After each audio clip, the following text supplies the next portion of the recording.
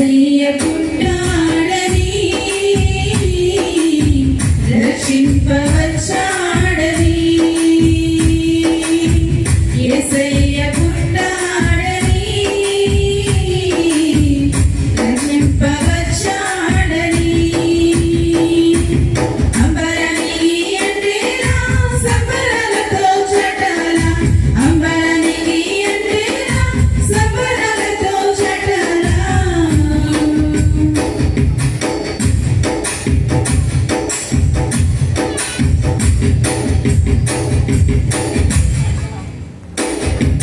ప్రవచనాలు నెరవేరాయి శ్రమ దినాలు ఇక పోయాయి ప్రవచనాలు నెరవేరాయి శ్రమ దినాలు ఇక పోయాయి విడుదల ప్రకటించే శిక్షను తప్పించే విడుదల ప్రకటించే శిక్షను తప్పించే యేసయ్య పుట్టాడని రక్షింపవచ్చాడని యేసయ్య పుట్టాడని రక్షింపవచ్చాడని అంబరానికి అంటేనా సంబరాలతో చటాల అంబరానికి అంటేనా సంబరాలతో చటాల యేసయ్య పుట్టాడని రక్షింపవచ్చాడని జీవజలాల సమకూరాయి ఘన స్వరాలు వినిపించాయి జీవజలాల సమకూరాయి ఘన స్వరాలు వినిపించాయి పరముకు నడిపించే మార్గము చూపించే పరముకు నడిపించే మార్గము చూపించే యేసయ్య పుట్టాడని రక్షింపవచ్చాడని యేసయ్య పుట్టాడని రక్షింపవచ్చాడని అంబరానికి అంటేనా సంబరాలతో చటాల అంబరానికి అంటేనా సంబరాలతో చటాల యేసయ్య పుట్టాడని రక్షింపవచ్చాడని సుమవనాలు పులకించాయి పరిమళాలు వెదజల్లాయి సుమవనాలు పులకించాయి పరిమళాలు వెదజల్లాయి ఇలలో నశించే జనులను ప్రేమించే ఇలలో నశించే జనులను ప్రేమించే యేసయ్య పుట్టాడని రక్షింపవచ్చాడని యేసయ్య పుట్టాడని రక్షింపవచ్చాడని అంబరానికి అంటేనా సంబరాలతో చటాల అంబరానికి అంటేనా సంబరాలతో చటాల యేసయ్య పుట్టాడని రక్షింపవచ్చాడని యేసయ్య పుట్టాడని రక్షింపవచ్చాడని వీళ్ళకి ఆసక్తి లేనట్టుందిలే ఆపితే మంచిదని ఆపేసుకుంటాను. లేదు మీ మొక్కలు గుమ్మడికాయ మొక్కల్లో పెట్టారనుకోండి కొంచెం ఎక్కువ కొనసాగించి చెప్పే ప్రమాదం కూడా ఉంటుంది. మొత్తాన్ని నేను ఆగడము సాగడము అది మీ మీద ఆధారపడి ఉందన్నమాట. మంచిది. ఇక మనం కాలయాపన చేయొద్దు. మంచి శుభవచనాలు విన్నాము. మరి క్రిస్మస్ సందర్భంగా ఒక మంచి వాక్యాన్ని చదువుకొని మనం కలిసి ధ్యానం చేస్తాం. యెషయా గ్రంథం 9వ అధ్యాయం 6వ వచనం ఇలా ఉంది. ఏలయనగా మనకు శిశువు పుట్టెను, మనకు కుమారుడు అనుగ్రహింపబడెను, ఆయన భుజము మీద రాజ్యభారముండును. ఆశ్చర్యకరుడు, ఆలోచనకర్త, బలవంతుడైన దేవుడు, నిత్యుడగు తండ్రి, సమాధానకర్తయగు అధిపతి అని అతనికి పేరు పెట్టబడును. ప్రార్థిద్దాం. పరమ తండ్రి, మా సోదరుడు జోగ్ గారు, వారి కుటుంబం, తనతో ఉన్న నీ జత పని వారు కలిసి చేస్తున్న ఈ గొప్ప పరిచర్యలో ఈ సంవత్సరం కూడా క్రిస్మస్ వేడుకను మీరు అనుగ్రహించారు.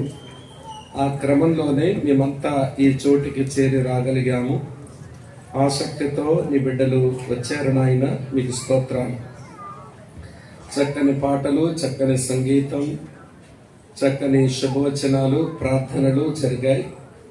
మరికొద్ది నిమిషాలు మేము నీ వాక్య సందేశాన్ని వినబోతూ ఉండగా మాకు అర్థమగినట్లు, మేము అవగాహన చేసుకోగలిగినట్లు, మేము అనువర్తనం చేసుకోగలిగినట్లుగా నీ సందేశం మా వరకు అందించమని, బలహీనుడను నిష్ప్రయోజకుడైన నీ దాసుడను మా ప్రియుల క్షేమం కొరకు నన్ను బలపరిచి వాడుకునమని మహిమ ఘనత ప్రభావాలు మీకు ఆరోపిస్తూ మీ దీవెన కోరుతూ క్రీస్తు యేసు నామమందే స్తోత్రాలు చెల్లించి అడిగి వేడుకొని ప్రార్థిస్తున్నాము తండ్రి. ఆమేన్. ఆమేన్. ప్రభునందు ప్రియ సహోదర సహోదరులారా, మనమంతా ఈ భూమి మీద ఒక ఉనికి కలిగి ఉన్నాము అంటే అర్థం మనం ఎక్కడో ఎప్పుడో ఎవరికో పుట్టాం. మళ్ళీ చెప్తాను, మనం ఈ భూమి మీద ఉనికి కలిగి ఉన్నాము అంటే మనం ఎక్కడో ఎప్పుడో ఎవరికో మనం పుట్టాం. అయితే మనం పుట్టక మునుపు ఎక్కడ పుడతామో, ఎప్పుడు పుడతామో, ఎవరికి పుడతామో మనకు తెలియదు. తెలియకనే పుట్టాం. ఇప్పుడు భూమి మీద ఉనికి కలిగి ఉన్నాం. కానీ ఈరోజు ఎవరి జన్మదిన పండగని మనం ఇక్కడ కూర్చున్నామో ఆయన అట్లా కాదు. ఎక్కడ పుట్టాలో ఎరిగి పుట్టాడు, ఎప్పుడు పుట్టాలో ఎరిగి పుట్టాడు, ఎవరికి పుట్టాలో ఎరిగే పుట్టాడు. అందుకే ఆయనకు ఒక పేరు ఆశ్చర్యకరుడు అని. అలాగే మనం పుట్టిన తర్వాత మనం బ్రతకడానికి ఏవో పనిపాట్లు చేసుకోవాలి, చేసుకుంటున్నాం కూడా. అయితే ఇప్పుడు మనం చేస్తున్న ఈ పనిపాట్లు మనం పుట్టక ముందు ఈ పనిని చేయవలసి ఉంటుంది అని మనకు తెలియదు. మీలో కొంతమంది టీచర్స్ ఉండొచ్చు. మీరు పుట్టక మునిపే మీరు టీచర్ అవుతారని మీరు ఎరుగుదరా? లేదే. మీలో కొంతమంది నర్సెస్ ఉండొచ్చు. నేను పుట్టక మునిపే నర్సును అవుతాను అని నాకు తెలుసు అనే వాళ్ళు ఎవరైనా ఉంటారా? అది మనకు తెలియదు. కానీ ఎవరి జన్మదినం అని ఇక్కడ కూర్చొని ఈ మంచి సందర్భాన్ని మనం కలిగి ఉన్నామో ఆయన పుట్టక మునిపే ఆయన ఏం పని చేయాలో ఎరిగే పుట్టాడు. ఇక్కడ కూర్చున్న మనమంతా ఏదో ఒక రోజు మనం మరణించడం అయితే ఖాయం. మరణం వస్తుంది అని మనకు తెలుసు, కానీ ఎప్పుడు మరణిస్తామో, ఎలాగ మరణిస్తామో, ఎక్కడ మరణిస్తామో అది మనకు తెలియదు. మరణమైతే ఖాయం కదా. కానీ ఈ రోజున చాలా మంది మన ముందున్న మరణాన్ని గురించి ఎందుకో ఆలోచించరు. ఆలోచించకపోవడం వలనే మనం బ్రతుకుతున్న బ్రతుకు బరితిగించి కనబడుతూ ఉంటుంది. చావైతే తథ్యం అని తెలిసి కూడా ఆ మరణాన్ని గురించి మనం ఆలోచించడం లేదు. మరణం తర్వాత ఉన్న మనుగడ గురించి కూడా ఆలోచించడం లేదు. ఈ మరణాన్ని గురించి ఒక 3 ముచ్చట్లు చెప్తాను, వినండి. ఈ మరణం ఎలాంటిదంటే దీనికి చెప్పి కలుసుకునే గుణం లేదు. నేను పలానా రోజు పలానా స్థలములో పలానా విధానంలో నేను కలుసుకుంటాను అని చెప్పి రాదు మరణం. దానికి ఉన్న గుణమే అది. దీనికి ఉన్న మరో లక్షణం ఏంటి అని అంటే ఈ మరణానికి పక్షపాతం లేదు. నేను డబ్బులున్న వాళ్ళు వదిలేస్తాను, పేదాలని పట్టుకుపోతాను అనుకోదు. పెద్ద కులస్తుల్ని వదిలేస్తాను, చిన్న కులస్తుల్ని తీసుకుపోతాను అని అనుకోదు. ఎందుకంటే దానికి పక్షపాత బుద్ధి లేదు. దానికి ఎవరైనా ఒకటే. ఇంకో విషయం చెప్పనా, ఈ మరణానికి లంచం తీసుకునే గుణం కూడా లేదు. ఒకవేళ దీనికి లంచం తీసుకునే గుణమే ఉండుంటే మన దేశంలో ఉన్న అంబానీలు, ఆదానీలు మోడీ గారి దగ్గరికి వెళ్ళి, మోడీ గారు ఎంత కావాలంటే అంత ఇస్తాము, ఈ మరణాన్ని మమ్మల్ని వదిలేయమని చెప్పండి అని వాళ్ళ ఆస్తులన్నీ దారాదత్తం చేసి ఉండేవాళ్ళు. ఈ మరణానికి ఉన్న ఈ లక్షణం ఏంటనంటే అది చెప్పే రాదు, దానికి పక్షపాతం లేదు, దానికి లంచగొండితనం రానే రాదు. కనుక ఎవరినైనా తీసుకుపోతుంది. ప్రియులారా, అది ఏమీ తీసుకునే లక్షణం కలిగి లేదు కనుక ఈ మరణాన్ని గురించి మనుషులు కొంచెం ఆలోచించాలి. కానీ మరణం గురించి ఎవరైతే ఆలోచిస్తారో, ధ్యానిస్తారో వారు సత్యాన్వేషకులై వారి జీవితాన్ని చక్కబరుచుకుంటారు. అది ఎరిగినటువంటి యుగ సంబంధమైన దేవత ఈ మరణమును గురించి అస్సలు మనల్ని ఆలోచింపనివ్వదు. నువ్వు ఆలోచించినా ఆలోచించకపోయినా, నువ్వు ధ్యానించినా ధ్యానించకపోయినా మరణం అనేది నిన్ను కలుసుకోవడం అది తప్పనిసరి అనుభవమే కదా. గతించిన కొద్ది సంవత్సరాల క్రిందట మన మధ్యలోకి వచ్చిన కోవిడ్ మరణాన్ని గురించి ఎన్ని పాఠాలు మనకు నేర్పించిందో. నేను కోవిడ్ వచ్చినప్పుడు అనుకున్నాను, మనుషులమైన మనం ఎన్ని పాఠాలు నేర్చుకుంటామో అనుకున్నాను. కానీ ఏం నేర్చుకున్నట్టు నాకు అనిపించడం వల్ల మీరు ఆలోచిస్తారంటే చెప్తాను. మన ఇంట్లో మనం పెంచుకున్న కుక్క కరోనా వైరస్ ఉన్న గాలే పీల్చుకుంది. కుక్క కరోనాతో చచ్చిందని టీవీలో చూసారా, పేపర్లో చదివారా మీరు? దానికి కరోనా రాలా. మన ఇంట్లో పెంచుకున్న కోడి కరోనా వైరస్ ఉన్న గాలి పీల్చుకుని బ్రతికింది. ఆ కోడికి కరోనా వచ్చి ఇన్ని కోళ్ళు చచ్చినాయి అని పేపర్లో చదివారా, లేకపోతే టీవీలో చూసారా? అది లేదు. మన ఎంగిలి చేయి విదిలిస్తే పడిపోయే ఎంగిలి మతుకులు పట్టుకొని తినేసేటువంటి కక్కుర్తిపడే కాకి, అది కూడా కరోనా వైరస్ ఉన్న గాలి పీల్చుకుని బ్రతికింది. కరోనా వైరస్ వల్ల కాకులు చచ్చాయి అని మీరు ఎప్పుడైనా పేపర్లో చదివారా, లేక టీవీలో చూసారా? అంటే కుక్కకు రాలేదు కరోనా, కోడికి రాలేదు కరోనా, కాకికి రాలేదు కరోనా. ఇక్కడ ఎవరికి వచ్చిందిరా అంటే మనుషులకే వచ్చింది. అవునా కాదా చెప్పండి? మరి అదేంటండి మనుషులకే సంభవించింది కరోనా అంటే? మనం బాగా రాలిపోయాంగా.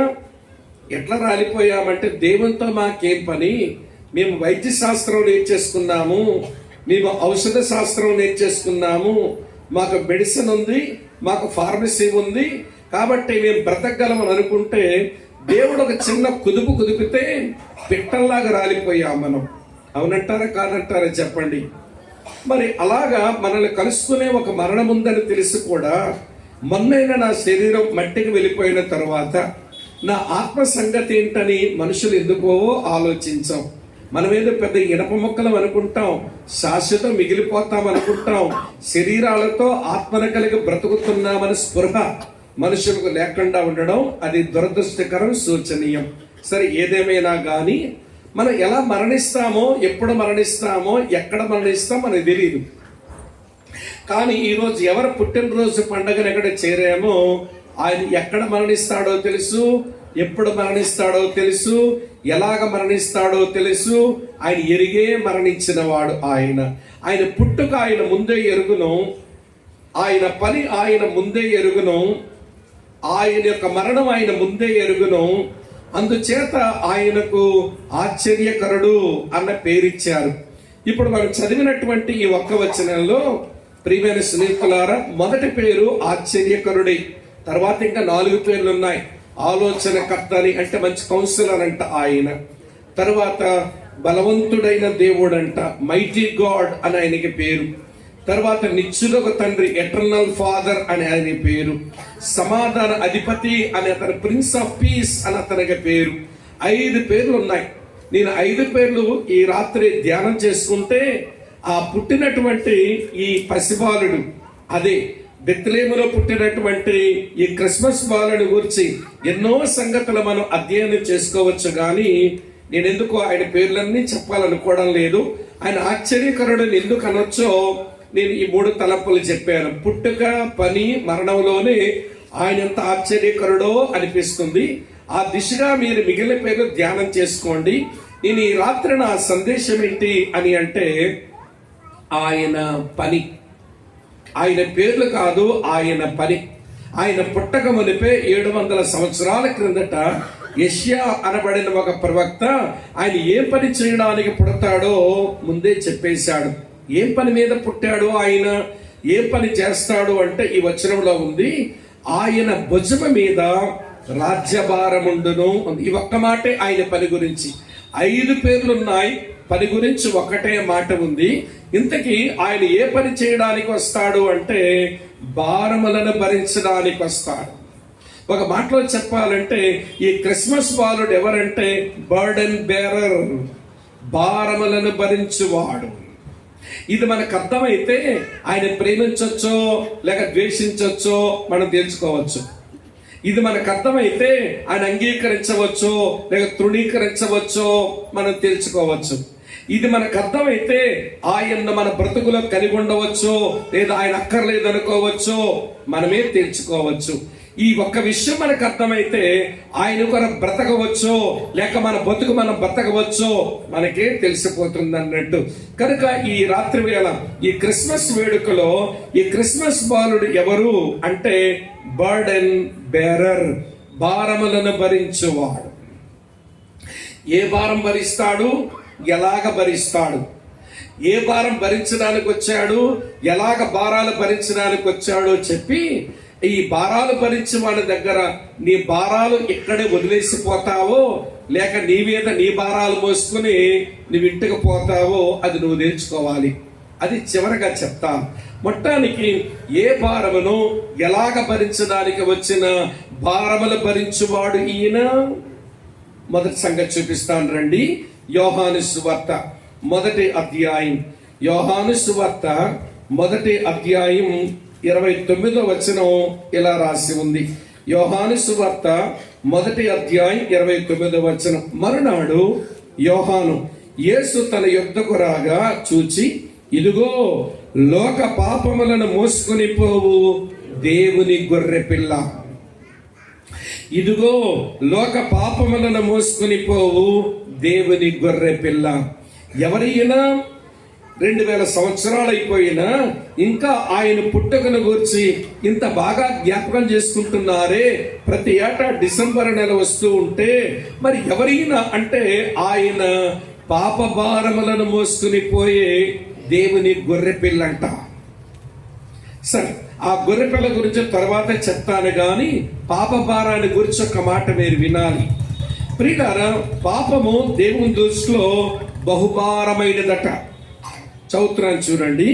ఆది కాండం ప్రియులారా ఇలా రాసి ఉంది. పాపం యొక్క బరువును గురించి దేవుడు ఎట్లా అన్నాడు. ఆది కాండం 18వ అధ్యాయం 20వ వచనం చదువుతాను. మరియు యెహోవా సొదొమ గొమొర్రాను గూర్చిన మరో గొప్పది గనుకను వాటి పాపము బహుభారమైనది గనుకను. పాపము చాలా భారమైనదంట ఆయన దృష్టిలో. ఒక స్థలంలో ఇలా ఒక దేవుని సేవకుడు పాపం చాలా భారమైనది దేవుని దృష్టిలో అంటే ఒక కుర్రగాడు అడిగాడట, ఒక ఇంజనీరింగ్ స్టూడెంట్, సార్ పాపం మీరు చాలా భారమైనదని అంటున్నారు, దాని బరువెంత? 5 కేజీల, 10 కేజీల, 20 కేజీల, 100 కేజీల? పాపం యొక్క బరువు ఎన్ని కేజీలు అని అడిగాట. ఆ సేవకుడు తడుముకోకుండా ఏమని చెప్పాడనంటే, చచ్చినోడి మీద ఎంత బరువు పెడితే ఆడికి బరువు తెలుసు చెప్పు అన్నాడంట. అర్థం కాలేదు వాడికి. చచ్చినోడు ముందు మీద బరువు వేస్తే ఆడికి బరువు ఎంత తెలుస్తుంది చెప్పు అన్నట. చచ్చినోడి మీద ఎంత బరువు వేసినా బరువెంత వాడికేం తెలుస్తుందండి అన్నాడట. అంతే కదా తమ్ముడా, అపరాధాల చేత పాపాల చేత చచ్చిన మనుషులకు పాపభారం ఎంతో వీళ్ళకి అర్థం కాదు, పరిశుద్ధుడైన దేవునికి తెలుస్తుంది. చచ్చినోడి మీద బరువేస్తే ఆడికి బరువు తెలియదు. అపరాధాల చేత పాపాల చేత చచ్చిన మన మీద పాపభారం ఎంతుందో మనకు తెలియదు. కానీ పరిశుద్ధుడైన దేవునికి మాత్రం పాపం చాలా భారమైనదిగానే కనబడుతుంది. మరి విశేషించి సొదొమ గొమొర్రా అనేటువంటి ఊరు వాళ్ళ గురించి చెప్తున్నాడు ఇక్కడ మోషే. సొదొమ గొమొర్రాల గూర్చిన మొర గొప్పది, వాటి పాపం బహుభారమైనది. సొదొమ గొమొర్రాలో ఉన్న వారి పాపం దేవుని దృష్టికి ఎందుకంత భారమైందంటే సొదొమోలకి 3 పిచ్చులు ఉన్నాయట. సొదొమ ప్రజలకు 3 పిచ్చులు ఉన్నాయి. నేను ఇప్పుడు చెబితే ఈ పిచ్చులు మన దగ్గర కూడా కనబడతాయి, సొదొమ పిచ్చులు. అమ్మ వింటున్నారా? సొడమైట్ మ్యాడ్నెస్ అంటారు, సొదొమ పిచ్చులువి. సొదొమలో కొన్న మొదటి పిచ్చి ఏంటనంటే సోకుల పిచ్చి. చెప్పడం ఏం పిచ్చి? సోకుల పిచ్చి. ఈ మధ్య కాలంలో మనం ఎంత సోకుల పిచ్చికి మరిగామో తెలియదు. ఆడలేదు మగాలేదు, సోకులు చేసుకోవడానికి ఎప్పుడో ఆడవాళ్ళకి కొంచెం సోకులు ఇష్టపడతారని ఆడవాళ్ళకు కొన్ని బ్యూటీ పార్లర్లు ఉంటాయి అని అనుకున్నాం. కానీ ఈ మధ్య యూనిసెక్స్ పార్లర్స్ వచ్చినాయి. అంటే మగోళ్ళు అందం చేసుకుంటారంట, ఆడవాళ్ళు అందం చేసుకుంటారట. మగాళ్ళకి సోకులు పిచ్చి, ఆడాలకి సోకులు పిచ్చి పెరిగింది. వింటున్నారా లేదా? ఆడాలకి ఎంత సోకులు పిచ్చి పెరిగిందంటే దండం పెడతాను అనుకోకండి.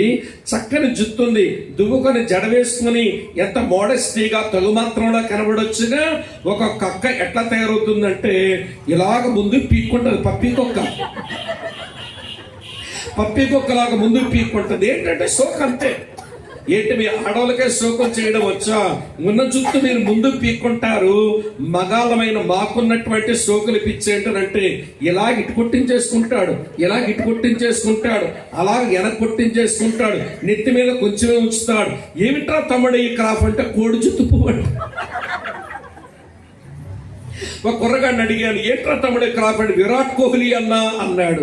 విరాట్ కోహ్లీ అలా క్రాఫ్ వేసుకున్నాడు, క్రికెట్ డబ్బులైనా సంపాదిస్తున్నాడు. మీ అమ్మ బాబు సంపాదించి తగలబెట్టేస్తున్నా నీవు కోహ్లీ లాగా ఎయిర్ క్రాఫ్ వేసుకుంటే విరాట్ కోహ్లీ అయిపోతావా? ఏమిటో వేలం వెర్రి. అమ్మ వింటున్నారా?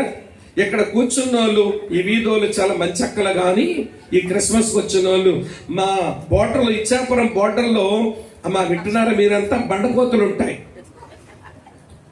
దెబ్బగా బండకోతులు పిల్లలు కూడా ఎత్తుకుపోతాయి. అందుకని ఇచ్చాపురంలో తలుపేసుకున్న లోపల ఉంటారు.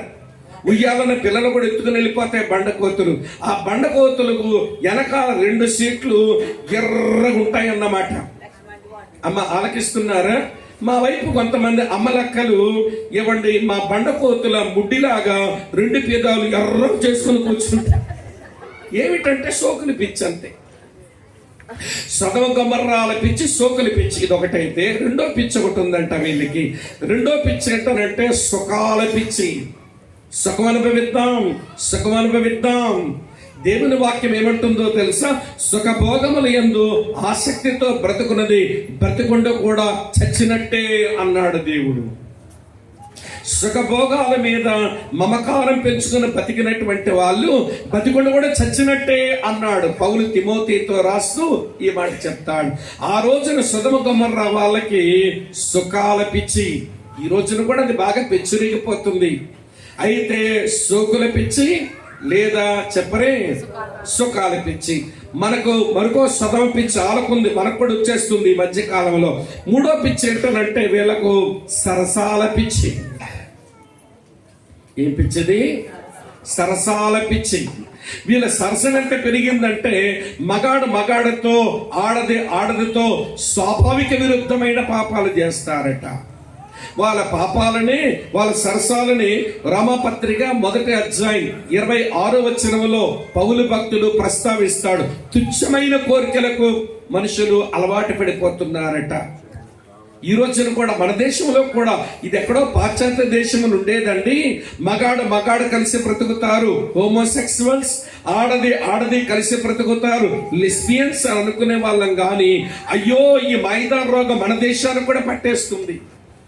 అందుకని కొంతమంది హోమోసెక్సువల్స్, లెస్బియన్స్ కోర్టుకు వెళ్ళి మాకు చట్టబద్ధత ఇవ్వండి, మేమిద్దరం ప్రేమించుకున్నాం, మేము పెళ్లిళ్ళు చేసుకుంటాం, మాకు చట్టబద్ధత ఇవ్వండి అని కోర్టు గుమ్మాలు ఎక్కేస్తున్నారు వాళ్ళు. ఏం పిచ్చి పట్టిందంటే సరసాల పిచ్చి. ఇక్కడ ఉన్నారా లేదా మీరు? మొదట పిచ్చి సోకుల పిచ్చి, రెండో పిచ్చి సుఖాల పిచ్చి, 3వ పిచ్చి సరసాల పిచ్చి. ఈ 3 పిచ్చులతో చెడిపోయింది అక్కడ ఉన్నటువంటి మానవ జనాంగం. వారు చేసిన పాపం దేవుని దృష్టికి అది చాలా భారంగా ఉందట. నా ప్రియ సహోదర సహోదరులారా, ఇప్పుడు చెబుతాను వినండి. ఇట్టి పాప భారం నుంచి మానవ జాతిని విడిపించడానికి, నా ప్రియమైన మిత్రులారా వినండి, నీవు అంత గొప్ప పాపాలు చేయకపోవచ్చు, కానీ ఏదో ఒక పాపం మనందరి జీవితంలోనే అది తొలగిసలాడుతుంది. పాప స్వభావంతో పుట్టిన వాళ్ళం, తెలుసో తెలియకో ఎన్నో పాపాలు చేసినటువంటి వారం. ఆ కారణం చేత పాప భారం మన మీద అపరాధ భావనగా మన మీద బరువెక్కుందన్నమాట. ఎవరు తీసేస్తారు ఈ బరువు? మన పాప భారం ఎవరు మోస్తారు? యేసు ప్రభువుగా ఆ దేవుడు ఈ లోకానికి రాకమునుపు పాప భారాన్ని తొలగించడానికి ఒక ప్రక్రియ ధర్మశాస్త్రములో ఉంది. మీకు జ్ఞాపకం చేస్తాను. ఆ ప్రక్రియ లేవియ కాండంలో రాసి ఉంటుంది. లేవియ కాండం మీ కొరకే జ్ఞాపకం చేస్తాను. లేవియ కాండం 16వ అధ్యాయంలో పాపములో పుట్టి పాప పనులు చేసి నరకానికి వెళుతున్నటువంటి ఈ ప్రజలు వాళ్ళ పాప భారం నుంచి వారు విడుదల పొందాలి అని అంటే ధర్మశాస్త్రంలో ఇవ్వబడిన పద్ధతి ప్రకారం యాజకుడు ప్రియులారా ఒక 2 మేకపిల్లలో లేక 2 గొర్రె పిల్లలో అక్కడ పెట్టి ఆ రెండిటి మీద చీట్లు వేస్తాడట. ఈ రెండిటి మీద వారి పాపమును ఆ మేకపిల్ల గొర్రె పిల్ల మీద చేతులుంచి మోపి చీటీలు వేస్తాడట. ఆ 2 చీటీల్లో బలి కొరకైన చీటీ వచ్చిన గొర్రెనో మేకనో బలిచి, వింటున్నారా ప్రియులారా, 2వ గొర్రె మీదో మేక మీదనో చేతులుంచి వాళ్ళ పాపాన్ని మోపేసి, బాబు యవనస్తుల కొంచెం రండి నాయన, ఈ మేకను గొర్రెను తీసుకుపోండి అంటే వాళ్ళు అరణ్యాల వైపు తీసుకుని పోతారంట, వదిలేస్తారంట. అక్కడ ఇక్కడ 2 మేక పిల్లలో 2 గొర్రె పిల్లలు ఎందుకు? విడిచిపెట్టవలసినటువంటి గొర్రెకో మేకకో వచ్చిన చీటీ మీద అజాజేలు అని ఉంటుందంట. అది విడిచిపెట్టవలసిన పశువు, అది పాపాన్ని మోసుకుని పోతుందంట. మరి ఈ గొర్రె పిల్ల ఈ మేక పిల్ల బలవుతుంది, ఇది పాపాన్ని కొరకు బలైపోతుందంట. బలైన గొర్రె పిల్ల ఒకటి, వింటున్నారు, పాపం కొరకై బలైన గొర్రె పిల్ల మేక పిల్ల ఒకటి, ఇవ్వండి మోసుకొని పోయి గొర్రె పిల్ల మేక పిల్ల మరొకటి. బలైపోవలసింది ఒకటి, భారం మోసుకొని పోవలసింది ఒకటి. పాపం కొరకు బలైపోవలసింది ఒకటి, పాపాన్ని మోసుకోపోవలసింది ఒకటి. 2 ఉపయోగించబడ్డాయి. మీరు ఇంటికెళ్ళి కావాలంటే చదవండి. లేవియ కాండం 16వ అధ్యాయంలో అది స్పష్టంగా రాసి ఉంది. బలివియే గొర్రె పిల్ల వేరు, బలయ్యే మేక పిల్ల వేరు, పాప భారాన్ని మోసుకుని పోయే గొర్రె పిల్ల మేక పిల్ల వేరు. కానీ వినండి ప్రియులారా, 2000 సంవత్సరాల కిందట ప్రపంచపు నడిబొడ్డున బెత్లెహేము కుగ్రామంలో పుట్టిన ఈ చిన్న పిల్లాడు ఎవరో తెలుసా ప్రియులారా? పాప భారమును మోసుకుని పోవు దేవుని గొర్రె పిల్ల. బలైపోయే గొర్రె పిల్ల ఈయనే, ఆ పాపాన్ని ఆ పాప భారాన్ని మోసుకుని పోయే గొర్రె పిల్ల కూడా ఆయనే. మళ్ళీ చెప్పన, పాపాల కొరకు బలైపోయిన గొర్రె పిల్ల ఆయనే, ఆ పాప భారాన్ని మోసుకుని పోయే గొర్రె పిల్ల కూడా ఆయనే. 2 పనులు ఒక్కడే చేస్తున్నాడు. అప్పుడేమో ఆ 2 పనుల కొరకు 2 మేక పిల్లలో, ఆ 2 పనుల కొరకు 2 గొర్రె పిల్లలో అవసరమైంది. ఇప్పుడు ఒకడే ఈ 2 పనులు చేస్తున్నాడు. నా ప్రియమైన సోదరి స్నేహితులారా వినండి, పాప భారమును మోసి పాపమును ప్రియమైన స్నేహితులారా మోసుకుని పోవాలి, పాపాలు కొర బలవ్వాలి అంటే అది పాపము లేనివాడైతేనే ఆ పని చేయాలి.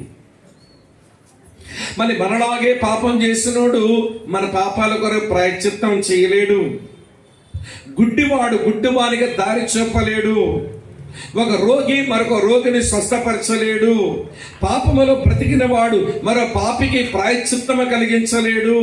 ఆ కారణం చేత 2000 సంవత్సరాల కిందట ఏ వ్యక్తి అయితే పుట్టాడని సెలబ్రేట్ చేస్తున్నామో ఆ వ్యక్తి ఎవరో తెలుసా? వినండి చెప్తాను ప్రియుల, పాపము ఎరగని పరిశుద్ధుడు. నేను చెప్పలేదు, 2వ కొరింథీ పత్రిక 5వ అధ్యాయం 21వ వచనంలో రాసి ఉంది, మనమందరము దేవుని పాపులమైన మనము దేవుని నీతి ఎగనట్లు పాపమెరగని ఆయన మన కోసం పాపముగా చేయబడెను అని రాసి ఉంది. ఈ న్యూ నో సిన్, పాపమే ఎరగని వాడు. 3.5 సంవత్సరాలు ఆయన వెనకాలే ఉండి ఆయనను క్లోజ్ గా గమనించిన ఒక ఆయన ఇలాగన్నాడు, ఆయన పాపము చేయలేదు, ఆయన నోటను ఏ కపటమును కనబడలేదు. హి డిడ్ నో సిన్, పాపమే చెయ్యనవాడు. 1 పేతురు 2:22 ఉంటుంది. 1 పేతురు 2:22 పాపమే చెయ్యనవాడు అని ఉంటుంది. మరొక ఆయన ఏమైనా రాస్తాడంటే 1 యోహాను పత్రిక 3:5 పాపములను తీసివేయుటకు ఆయన ప్రత్యక్షమాయెను, ఆయనందు పాపమేమీయూ లేదు. He had no sin. He knew no sin. వింటున్నారా? He did no sin. He had no sin. పాపమే ఎరగనివాడు, పాపమే లేనివాడు, పాపమే చెయ్యనివాడు పాపముగా చేయబడ్డానికి పుట్టాడు. ఎందుకో తెలుసా? నీ పాపము కొరకు మరణించి నీ పాపము కొరకు నీ పాప భారాన్ని మోసుకుని పోవడానికి వచ్చిన దేవుని గొర్రె పిల్ల ఆయన. అర్థమయ్యాడా? ఆయన నీ పాపము చేత నువ్వు పాపములోని అలాగే నశించిపోవలసిన మనుషులం మనం.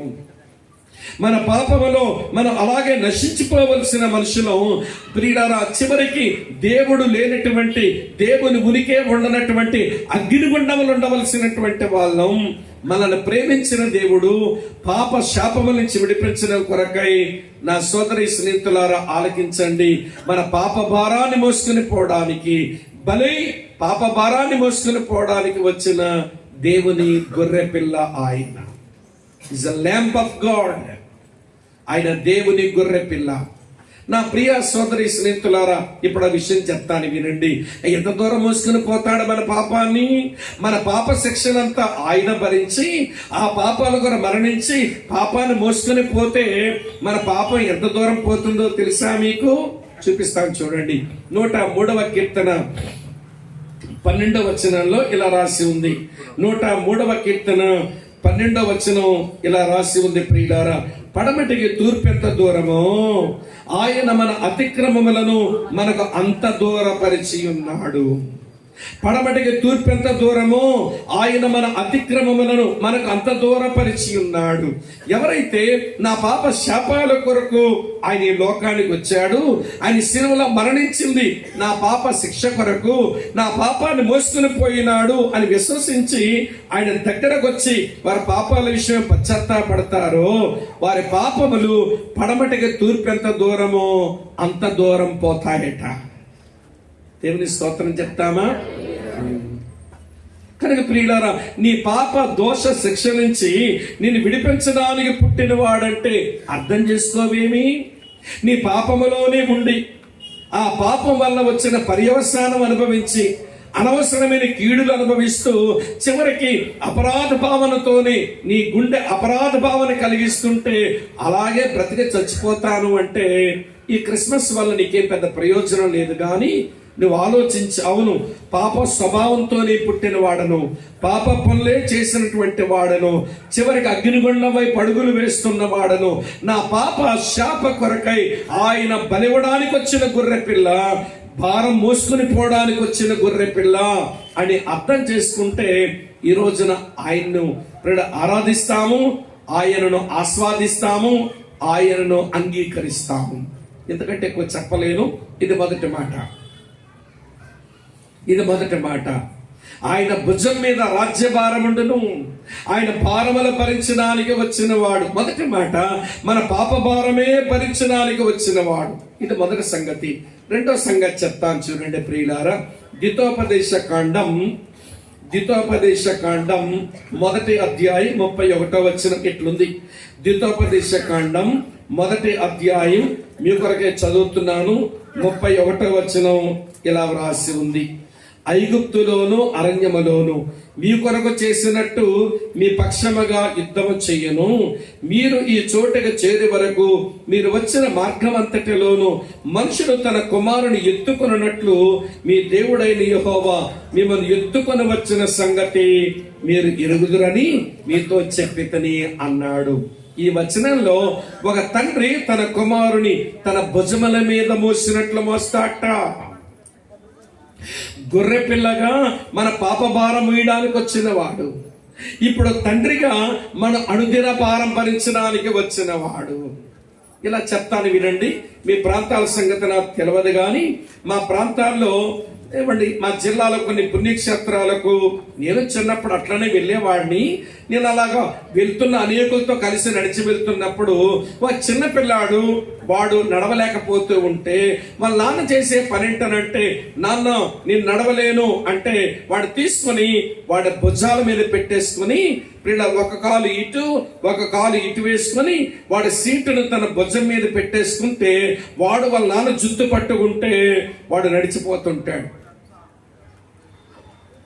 ఇప్పుడు ఆ విషయం చెప్పన, వాళ్ళ నాన్న కరుకైన రాళ్ళ మీద నడుస్తున్నాడు. ఇడికేమైనా నొప్పా? చెప్పరేమమ్మా? లేదు. చల్లని నీళ్లు నదిలో ఉన్నాయి. తెల్లవారుజామున ఆ నీళ్ళ గుండా నడిచి వెళ్ళిపోతున్నాడు వాళ్ళ నాన్న. వీడికేమైనా చలి పుడుతుందా? లేదు. వాళ్ళ నాన్న భుజాల మీద ఉండి వాడు వెళ్తుంటే పిచ్చుకొక్కలా నరుస్తున్నాయి. వీడికేమైనా భయమా? ఎందుకని? అమ్మ నాన్న భుజం మీద ఉన్నాడు. నా ప్రియ సోదరి స్నేహితులారా ఆలకించండి. తండ్రి భుజముల మీద కొడుకుకు భద్రత ఉంది. తండ్రి భుజముల మీద భయము లేని బ్రతుకుంది. తండ్రి భుజముల మీద అమ్మ ఆలకిస్తున్నారా? భయము లేని బ్రతుకుంది. తండ్రి భుజముల మీద భద్రత గల బ్రతుకుంది. అలాగ తండ్రిలాగా నడిపిస్తాడట ఆయన. అలాగ నేను మోసి నిన్ను నడిపిస్తాడట. నేను ఇశ్రాయేలు ప్రజలతో ఆయన అంటాడు, నేను ఐగుప్తులోను అరణ్యములోను మీ కొరకు చేసినట్లుగా మీ పక్షం యుద్ధం చేస్తాను. మీరు చేరవలసిన చోటుగా చేరే వరకు ఒక తండ్రి తన కుమారుని భుజముల మీద మోసుకున్నట్లుగా నేను మోసుకుపోతానన్నాడు. 40 సంవత్సరాలు దేవుని ప్రజలు అలాగే మోసుకొని తీసుకుపోయాడు గనుకనే ఈ మాట రాయబడింది. చూడండి, చదువుతాను. ద్వితోపదేశ కాండం 8వ అధ్యాయం 4వ వచనంలో ఉంది, ఈ 40 సంవత్సరములు నువ్వు వేసుకున్న బట్టల పాతగిల్లలేదు. తర్వాత ఏంటట? నీ కాలు వాయలేదు. నేను ఇప్పుడు ఒక గంట సేపు ఇలా నిలబడితే రూమ్లోకి వెళ్ళి చూసుకుంటే ఒక కాలు వాసిపోయి ఉంటుంది.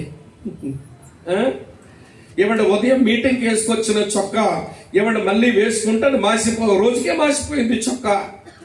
అలాంటిది 40 సంవత్సరాలంట వాళ్ళు వేసుకున్న బట్టల పాతకెళ్ళలేదు, వాళ్ళ కాలు వాయలేదు, వారి చెప్పులు అరగలేదంట. ఇది అలంకార భాషే కావచ్చు కానీ దాని తాత్పర్యం ఏంటనంటే, ఎంత చక్కగా మిమ్మల్ని మోసుకుని పోయాను.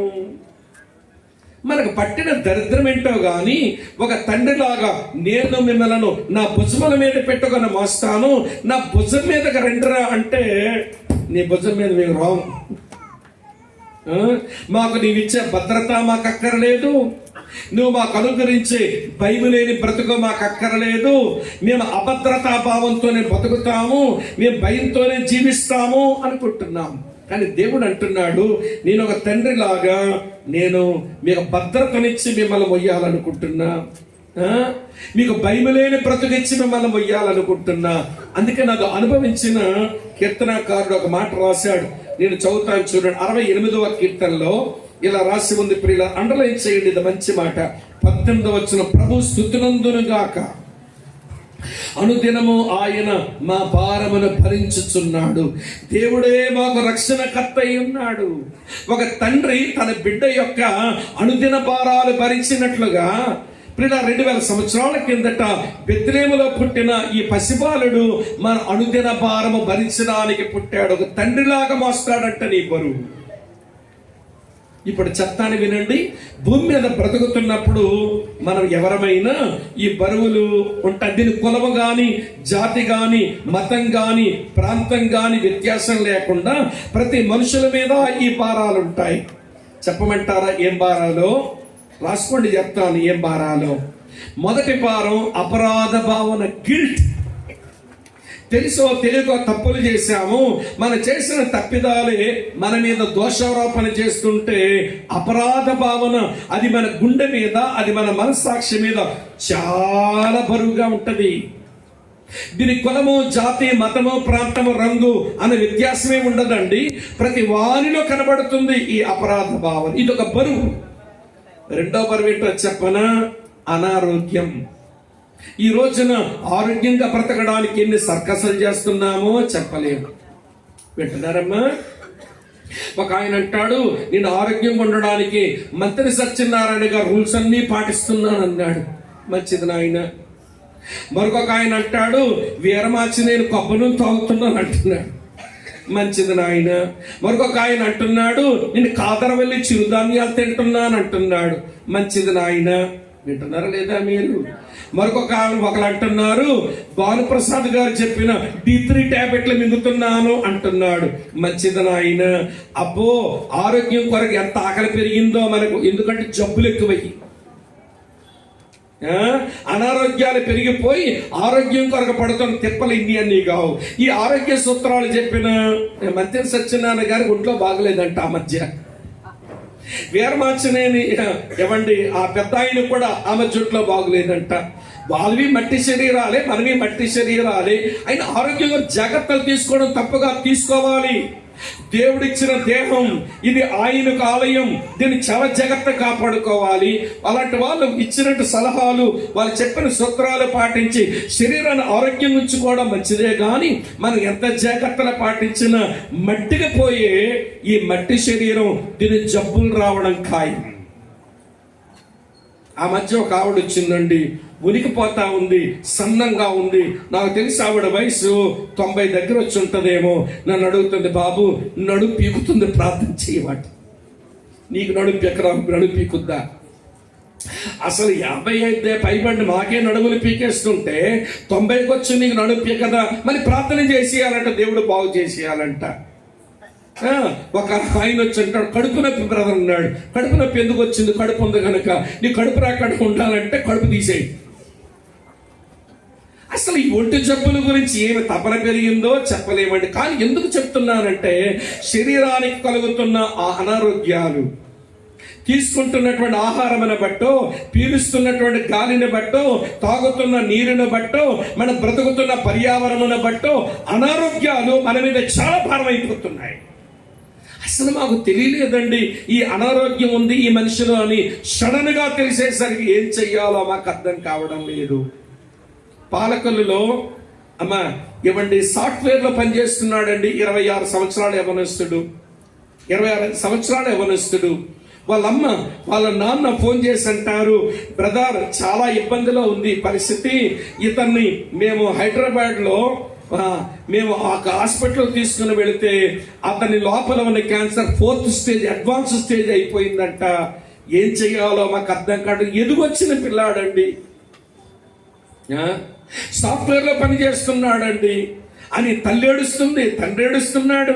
వాళ్ళకి సన్నిహితంగా ఉండే మరొక ఇంటి ఎదురుగున్న పెద్ద ఆయన ఫోన్ చేసి, అన్న ఏంటో ఇట్లాంటి పరిస్థితి వచ్చిందని అంటే, అక్కడ హైదరాబాద్ లో క్యాన్సర్ హాస్పిటల్ పనిచేస్తున్న ఒక మెడికల్ డాక్టర్ ఉంటే, తమ్ముడు రిపోర్ట్లన్నీ పెడతాను, ఏమైనా అవకాశం ఉందా, ఏమవుతాడు ఈ పిల్లాడు, హడిలిపోతున్నారు ఈ కుటుంబ సభ్యులంటే. అవన్నీ చూసిన తర్వాత, అన్న ఎక్కడో కొంచెం రికవరీ అవకాశాలు ఉన్నాయి, ట్రీట్మెంట్ సరిగా వాడితే, సరిగా కిమోసు, సరిగా రేడియేషన్, ఈ వైద్యాలు దొరికితే బతికితే బతకొచ్చు, కానీ గ్యారంటీగా చెప్పలేను, పంపించండి మా దగ్గరకు అన్నాడు. ఎందుకు ఈ విషయం చెబుతున్నాను అంటే, ఇవ్వండి మనం పీలుస్తున్న గాలి, మనం తింటున్న ఆహారం, మనం త్రాగుతున్న నీళ్లు, మనం బ్రతుకుతున్న పర్యావరణం, వీటన్నిటిని బట్టి శరీరానికి అనారోగ్యం వస్తుంటే అనారోగ్యము మన మీద భారం అయిపోతుంది. ఒకటేమో అపరాధ భావన, మరొకటేమో అనారోగ్యం. మరొకటి ఉంది భారం మన మీద. మీరు ఎరిగినా ఎరగకపోయినా, మీరు తెలిసినా తెలుసుకోకపోయినా, మీరు గ్రహించినా గ్రహించకపోయినా, ఇది చాలా మంది మీద చాలా భారంగా ఉంటది. దాని పేరేంటనంటే ఫైనాన్షియల్ క్రైసిస్. ఆర్థిక ఇబ్బందులు నలిపేస్తున్నాయి. ఆర్థిక ఇబ్బందుల కింద నలిగిపోతున్నారండి మనుషులు. పోనీ ఈ అప్పు ఉంది, ఏదో అప్పు తీసుకొని అప్పు తీర్చి ఏదైనా మేలు పొందుదామంటే అప్పుకు మరొక అప్పు, అప్పుకు మరొక అప్పు, చివరికి మనసుకు నెమ్మది లేకుండా, నిద్ర పట్టనివ్వకుండా చేస్తున్న చాలా బరువైనటువంటి భారం. అది మన ఆర్థిక ఇబ్బందులు కావా? 3 భారాలు చెప్పారు. 4వ భారం ఏంటంటే ఆందోళన. ఏంటి ఆందోళన? రేపేమి సంభవించును, నా కొడుకు ఏమైపోతాడో, నా కూతురు ఏమైపోతుందో, నా భార్యకి ఏమి సంభవిస్తుందో, నా భర్తకి ఏమి సంభవిస్తుందో. ఆందోళన. ఆందోళన. ఈ 4తోనే చస్తుంటే, ఈ భారాలతో మరో భారం ఏంటో తెలుసా? అంతమైపోతానేమోనన్న భయం. ఇది మరణ భయం. అంతమైపోతానేమోనన్న భయం, అది మనుషుల మీద భారంగా ఉంది. అసలు నీ మరణాన్ని గురించి అందుకే నువ్వు ఆలోచించవు. ఆలోచిస్తే అది చాలా భారంగానే ఉంటుంది. అయితే నీకు శుభవార్త. 2000 సంవత్సరాల కిందట ఆ బెత్లెహేములో పుట్టిన ఈ చిన్న పిల్లాడు ఆయన్ని అనుదిన భారమును భరించడానికి పుట్టినవాడు. ఈ మధ్య ఎవరో పాడుతున్నారు, అనుదినము మా భారం భరించుచున్నవాడా. ఒక తండ్రి తన బిడ్డల యొక్క అనుదిన భారం భరించినట్లుగా నేను మీ అనుదిన భారం భరిస్తాను. ఎట్లా? నా భుజం మీద పెట్టుకుని మోస్తాను మిమ్మల్ని. మీకు భద్రత ఉంటుంది, మీరు భయం లేకుండా బ్రతకొచ్చు, నా భుజాల మీద ఉండండి అంటే. ఎందుకో మనుషులు ఆయన భుజాలు ఎక్కడానికి ఇష్టం లేక ఇష్టం వచ్చినట్లుగా లోకములో పరుగులు తీయడానికి ప్రయత్నం చేస్తున్నాం. అమ్మ, అర్థమవుతుందా వ్యర్థమవుతుందా ఈ మాటలు? ఏదో ఒకటి చెప్పండి. మీకు కళ్ళు కొట్లు గొప్పలో పెడుతుంటే భయం వేస్తుంది. అమ్మ చెప్పండి, అర్థమవుతుందా?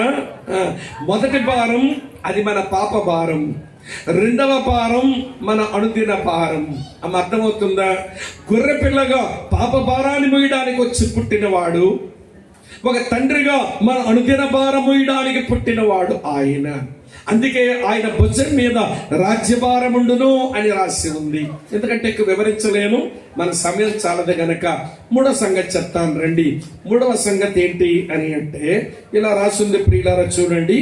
లూకాసు సువార్త 15వ అధ్యాయం. లూకాసు వార్త 15వ అధ్యాయం తెరవండి. గొర్రె పిల్లగా పాప భారం మోయడానికి పుట్టినవాడు, ఒక తండ్రి వలె మన అనుదిన భారం మోయడానికి పుట్టినవాడు. రెండు చెప్పాను, మూడో చెప్తాను రండి. లూకాసు వార్త 15వ అధ్యాయం ఇలా రాసి ఉంది ప్రియులారా, 5వ వచనం. అది దొరికినప్పుడు అంటే గొర్రె పిల్ల దొరికినప్పుడు అంట సంతోషముతో దానిని తన భుజముల మీద వేసుకుని ఇంటికి వచ్చి తన స్నేహితులను పొరుగు వారిని పిలిచి, మీరు నాతో కూడా సంతోషించండి, తప్పిపోయిన నా గొర్రె దొరికినదని వారితో చెప్పును కదా. ఈ వచనంలో కాపరగా మన బరువులు మోస్తాడట. ఇది ఏమి బరువు అంటే, అమ్మ వింటున్నారా, ప్రమాదం తెచ్చుకునే బరువు. ఈ గొర్రె మందలో ఉంటే, ఈ గొర్రె కాపరికి దగ్గరకు ఉంటే చాలా బాగుండును. కాపరి అక్కర్లేదంట, మంద అక్కర్లేదంటే తప్పిపోయిన గొర్రె. కాపరి నాకు అక్కర్లేదు, ఈ మందతో పని లేదు అని అజ్ఞానము చేతను అత్యాశ చేతను వినండి, కాపరిని మందను వదిలేసి పోయింది ఎక్కడికో. ఈరోజు చాలా మంది అక్కడనే తప్పిపోయిన వాళ్ళు ఉంటారు. దేవుని మందలో ఉండరు, దేవునికి సమీపంగా ఉండరు. వీరు తప్పిపోయారంటే ప్రమాదంలో పడుతున్నారు. ఇది ఒక మాటలో చెప్పాలంటే బర్డెన్ ఆఫ్ డేంజర్. కాపరికి దూరంగా ఉన్న గొర్రె, మందకు దూరంగా ఉన్న గొర్రె, ఈ తప్పిపోయిన గొర్రె ప్రమాదము అని భారం కిందకు పోతుందన్నమాట. ఇప్పుడు ఆ విషయం చెప్పనా, ఇక్కడ కూర్చున్న మనమందరం తప్పిపోయిన మనుషులమే. నువ్వు ఒప్పుకున్నా ఒప్పుకోకపోయినా, నువ్వు గ్రహించినా గ్రహించకపోయినా ఎలా తప్పిపోయి చూపిస్తాను చూడండి. యాకోబు రాసిన పత్రిక 3వ అధ్యాయం 2వ వచనంలో ఉంటుంది. యాకోబు రాసిన పత్రిక 3:2 చూడండి. అనేక విషయములలో మనమందరము ఏమిటమ్మా తప్పిపోవచ్చున్నాము. అనేక విషయాలలో మనమందరము తప్పిపోవచ్చున్నాము, లేదా మనమందరం తొట్టులుచున్నాము. అనేక విషయాలు. నువ్వు భర్తగా, నువ్వు పిల్లలకు తండ్రిగా, ఒక తల్లిదండ్రులకు మంచి కొడుకుగా ఉండాలి. తల్లిదండ్రులకు మంచి కొడుకుగా ఉండలేక, భార్యకు మంచి భర్తగా ఉండలేక, పిల్లలకు మంచి తండ్రిగా ఉండలేక, అన్నదమ్ముడికి మంచి అన్నగా ఉండలేక, అన్నకు ఒక మంచి తమ్ముడుగా ఉండలేక తప్పిపోయావు. మేం బాగున్నావులేండి అనుకుంటున్నావు. నీవు ఒక తల్లికి మంచి కూతురిగా, ఒక భర్తకు మంచి భార్యగా, నీ పిల్లలకు మంచి తల్లిగా ఉండవలసిన నీవు ఏమంటే ఏదో విషయంలో తప్పిపోయావు. తల్లిదండ్రులకు చూపవలసిన బాధ్యత నీవు కనపరచక, భర్త ఎడల కలిగి ఉన్న బాధ్యతలు సరిగా నిర్వర్తించక, పిల్లల ఎడల కలిగి ఉండవలసిన బాధ్యతలు సరిగా నిర్వర్తించక తప్పిపోతున్న మనుషులమండి.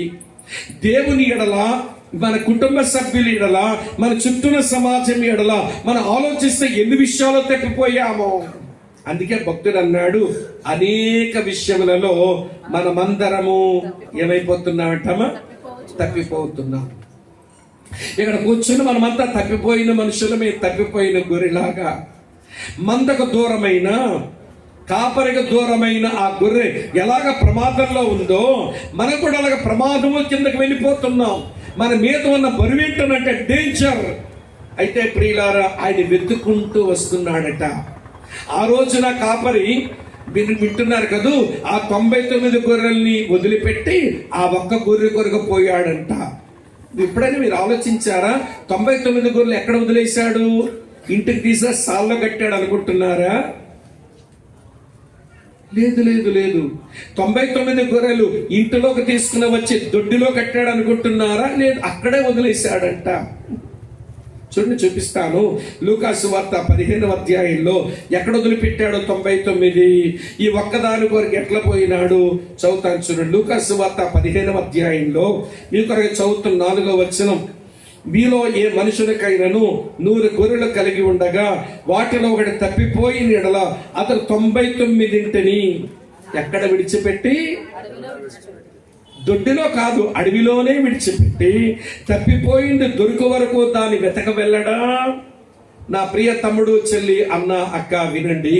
2000 సంవత్సరాల క్రిందట ఈ లోకములోకి వచ్చినటువంటి ఈ పసిబాలుడు ఎవరో తెలుసా? నశించిన దానిని వెతకడానికి వచ్చిన వాడు. ఆయన నోటి నుంచే చెప్పాడు ఆ మాట. లూకాసు వార్త 19:10లో నశించిన దానిని వెతక రక్షించుటకు మనుష్య కుమారుడు ఈ లోకమునకు వచ్చాను. మనుషులమైన మనము దేవుని వెతకలేమని మీకు విషయం తెలుసా? మనుషులమైన మనం దేవుని వెతికే సత్తా మనకు లేదు. కానీ మతాలు ఏమంటాయంటే చివరికి ఎవడ క్రైస్తవ్యం కూడా మతమే అనుకుంటే, ఏ మనుషులారా దేవుని వెతుక్కోండిరా, ఎందులో దేవుడు దొరికితే అందులో దేవుని సంపాదించుకోండి అని చెప్పేది మతం. ఏ మతమైనా అదే చెప్పుద్ది. కానీ క్రీస్తు అంటాడు, మీరు నన్ను వెతకలేరు, మీరు అన్ని విషయాల్లో పరిమితులు కలిగిన వాళ్ళు. చెప్పనా మన పరిమితులు ఏంటో? మన ఉనికి పరిమితం. ఇప్పుడు కూర్చున్నారు, ఇదే టైంలో మీ ఇంట్లో ఉండాలని మీకుంది. ఉండగలరా మీరు? ఇక్కడ ఉన్నారంటే ఇప్పుడు ఇక్కడ మాత్రం ఉండగలరు, వేరో దగ్గర మీరు ఉండలేరు. మన ఉనికి పరిమితం, మన జ్ఞానం ఎంత పరిమితమో. ఇప్పుడు కూర్చొని మీరు చక్కగా ఎంతో క్రమశిక్షణతో మర్యాదగా దేవుని గౌరవిస్తూ దేవుని మాటలు వింటున్నారు. వింటూ మీరు ఏం ఆలోచిస్తున్నారో నాకు తెలియదు. అసలు మీ ఇంట్లో ఏ పరిస్థితుల్లో అనుభవించి ఇక్కడికి వచ్చి కూర్చున్నారు అది నాకు తెలియదు. అంతెందుకండి, మీ పేర్లు కూడా చాలా మంది నాకు తెలియదు. కారణం మన జ్ఞానం పరిమితం, కానీ దేవుని జ్ఞానం అపరిమితం. మన శక్తి పరిమితం, దేవుని శక్తి అపరిమితం. అందుకే ఆయన అన్నాడు, నాకు అసాధ్యమైనది ఏదైనా కలదా అన్నాడు ఆయన. మన ఉనికి పరిమితం, ఆయన ఉనికి అపరిమితం. మన జ్ఞానం పరిమితం, ఆయన జ్ఞానం అపరిమితం. మన శక్తి పరిమితం, ఆయన శక్తి అపరిమితం.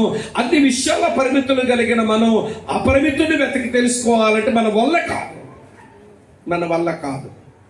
అందుకని అన్ని విషయాల్లో అపరిమితుడైన ఆయన తప్పిపోయిన నిన్ను, తప్పిపోయిన నన్ను, నశించిపోతున్న మనలను వెతక రక్షించడానికి ఆయనే లోకానికి వచ్చి వెతుక్కుంటూ వస్తున్నాడు. ఆయన మాట నీ చెవిలో పడుతున్నాయంటే నేను వెతుక్కుంటూ వస్తున్న మాట అది అన్నమాట. ఆయనేదో మళ్ళీ ప్రత్యక్షం అయిపోయి కనబడ్డు. ఆయన మాటలు, ఆయన సువార్త నీ చెవిలో పడుతున్నాయంటే ఆయన వెతుక్కుంటూ వస్తున్నాడు. నా ప్రియ సోదరి స్నేహితులారా, ఇప్పుడు చెబుతాను, వినండి ఒక మాట. ఇప్పుడు కాపరి వలె ప్రమాదములో పడబోతున్న నీ ప్రమాద భారము నుంచి ప్రియులారా, నీ ప్రమాదాన్ని ఆయన భరించి నేను మందలోకి తేవడానికి ఇష్టపడేవాడు, తన కుటుంబంలో చేర్చుకోవడానికి ఇష్టపడేవాడు. ఎవరైతే ఆయన అంగీకరిస్తున్నారో, ఎవరైతే ఆయన విశ్వాసం ఇస్తున్నారో వారికి దేవుని పిల్లలయ్యే అధికారం ఇచ్చి తన కుటుంబంలో బిడ్డలుగా చేసుకుంటే, ఇప్పుడు బిడ్డలంతా దేవుణ్ణి తండ్రి అని పిలిచేస్తున్నారు. ఎవరమ్మా నీకు తండ్రి? యెషయా గ్రంథం 66:1-2 వచనాల్లో ఉంటుంది, ఆకాశము నా సింహాసనం, ఈ భూమి నా పాదపీఠం అని సెలవిచ్చిన దేవుడు, మనం ఎవరమో సమీపింపరాని మహా తేజస్సులో వసించే అమరత్వము కలిగిన దేవుడు, మహాగణుడు, మహోన్నతుడు, పరిశుద్ధుడు, నిత్య నివాసైన దేవుడు. ఇప్పుడు ఏమని పిలిచేస్తున్నావు ఆయనంటే, పరలోకమందున్న మా తండ్రి నాన్న, నాయనా అని పిలిచేస్తున్నాం. ఎక్కడి నుంచి వచ్చిందనంటే తప్పిపోయిన మనల్ని ఆయన మందులోకి తెచ్చిపెట్టాడు. చూశారు, ఆ తప్పిపోయిన మన కొరకు ఆయన సిలువలో ప్రాణత్యాగం చేసి ఆయన ఇంటిలో తెచ్చిపెట్టాడు. చూశాము, అందుకు ఆయన మనకు తండ్రి అయినాడు. మన ప్రమాద భారం నుంచి విడిపించి ఆయన ఇంటిలో తెచ్చి కూర్చోబెట్టాడు. అదండి క్రిస్మస్. క్రిస్మస్ అంటే పాప భారం తొలగించుకోవడానికి. క్రిస్మస్ అంటే ఎవరు వింటున్నారా మన ప్రియులారా? భయము, ఆందోళన, అభద్రతలోంచి విడిపించి మన అనుదిన భారం మోసేవాడు దగ్గరకు రావడం. క్రిస్మస్ అంటే మందలకు దూరమైన మనం దేవుని మందలోకి, ఆయన ఇంట్లోనికి రావడం. అందుకొరకే పుట్టాడు ఆయన. నువ్వు ఆయన మందలో ఉండవలసిన దానివి. నీ అనుదిన భారం ఆయన మీద మోపేసి ప్రశాంతంగా బ్రతకవలసినటువంటి వాడివి. నీ పాప భారాలు ఆయన మీద వదిలిపెట్టి రక్షణ అనే భాగ్యంతో ఉండవలసిన మనిషివి. ఇంకా పాప భారం కింద నలిగిపోతే, అనుదిన భారాల కింద నువ్వు నలిగిపోతుంటే, అనుదిన భారాలు ఏంటో చెప్పాను వినండి. అపరాధ భావన, అనారోగ్యాలు, ఆందోళన, ఆర్థిక ఇబ్బందులు, అంతమైపోతానన్న భయంతో నలిగిపోతున్న నీవు ఆ తండ్రి దగ్గర వచ్చి అనుదిన భారం నువ్వు మోపుతావని ఆయన తండ్రిలాగా నీ భారం మోయడానికి వచ్చిన వాడు. ఇప్పుడు కాపరిలాగా తప్పిపోయిన నిన్ను నన్ను వెతక రక్షించి తన ఇంటిలో పెట్టి కొడుకులు కూతుర్లు అనిపించుకుని ఒక గొప్ప భాగ్యం ఇచ్చి ప్రమాద భారాలు తొలగించడానికి పుట్టినవాడు. అందుకే ప్రపంచం 2000 సంవత్సరాలుగా ఆయన జన్మదినాన్ని పురస్కరించుకొని ఈ వేడుకలు చేస్తూ అసలు ఏమైనాడు అంటే ఆయన. నేను ఎప్పుడు ఒక ఆర్టికల్ రాసా, ఒక చాలా పెద్ద ఆర్టికల్. అందులో రాసా, ఏమని రాశానంటే, ఎప్పుడైనా ఆయన కలం పట్టి ఒక కవిత అయినా రాశాడా అంటే రచయిత కాడా? ఆయన రాయలేదు. ఎప్పుడైనా గలమెత్తి ఒక పాట పాడాడా అంటే ఆ పాట పాడలేదు. అంటే గాయకుడు కూడా కాడా ఆయన. ఆయన ఎప్పుడైనా ఇలాంటి వాయిద్యం పెట్టుకుని వాయించాడా అంటే వాయించలేదు. అంటే ఆయన ఒక సంగీత కళాకారుడు కాదన్నమాట. ఎప్పుడైనా నేను రాజకీయ పార్టీ పెట్టాను, నా పార్టీలోకి రండి, నా పార్టీ మేనిఫెస్టో ఇది అని ఎప్పుడైనా చెప్పాడా? చెప్పలేదు. అంటే ఆయన రాజకీయ నాయకుడు కూడా కాడా ఆయన. నేను భూమి మీద ఒక మతం పెట్టాను, నా మతంలో చేరండి అని ఎప్పుడైనా పిలిచాడా? అట్లా కూడా పిలవలేదు. అంటే మత స్థాపకుడు కూడా కాడా ఆయన. ఆయన ఎప్పుడైనా నేను వైద్య శాస్త్రం బాగా చదివాను, మీ జబ్బులతో నా దగ్గర రండి, మీ జబ్బులు తగ్గిస్తానని పిలిచిన మెడికల్ డాక్టర్ కూడా కాడా ఆయన. పోని ఏమైనా సమాజం నుంచి వెలివేయబడిన మనుషులు రెండ్రా బాబు సమాజంలో మీ బతికిస్తానని పిలిచి సేవలు చేసిన సాంఘిక సంస్కరణకర్త కూడా కాడా ఆయన. అలాగే ఏమీ కానోడు పుట్టినరోజులు ఏంటండి 2000 సంవత్సరాలుగా. ఆయన రచయిత కాకపోయే, ఒక గాయకుడు కాకపోయే, ఒక వాయిద్య కళాకారుడు కాకపోయే, ఒక రాజకీయ నాయకుడు కాకపోయే, ఒక మతస్థాపకుడు కాకపోయే, ఒక సాంఘిక సంస్కరణకర్త కాకపోయే, ఒక శారీరక వైద్యుడు కాకపోయే, మరి ఎందుకు ఈ పుట్టినరోజు పండుగ చేస్తారంటే అక్కడే ఉంది విడ్డూరం. విడ్డూరం ఏంటో చెప్పనా? ఆయన ఒక పుస్తకము రాయలేదు, కానీ ఆయన మీద రాయబడిన పుస్తకాలు కోట్ల కొలది పుస్తకాలు చేసినాయి ప్రపంచంలో. ఆయన ఒక పాట అయినా పాడలేదు, కానీ ఆయన మీద ఎన్ని పాటలు పుట్టేసినాయో ప్రపంచంలో, ఎన్ని భాషల్లో. ఆయన ఒక వాయిద్యం వాయించలేదు, కానీ ఆయన మీద కట్టబడిన పాటలకు వాయిద్య సహకారం అందించడానికి అబ్బో ఎన్ని వాయిద్యాలు పుట్టాయో ప్రపంచంలో లెక్కలేదు. ఆయన రాజకీయ నాయకుడు కాదు, కానీ ఆయన చెప్పిన బోధలు తీసుకుని రాజ్యాంగాలు రాస్తున్నాయి కొన్ని దేశాలు. ఆయన మతస్థాపకుడు కాదు, కానీ ఒక మార్గాన్ని పెడితే ఆ మార్గంలో ప్రపంచంలో అన్ని దేశాలు ఉన్న మనుషుల మార్గంలో నడుచుకుంటున్నారు.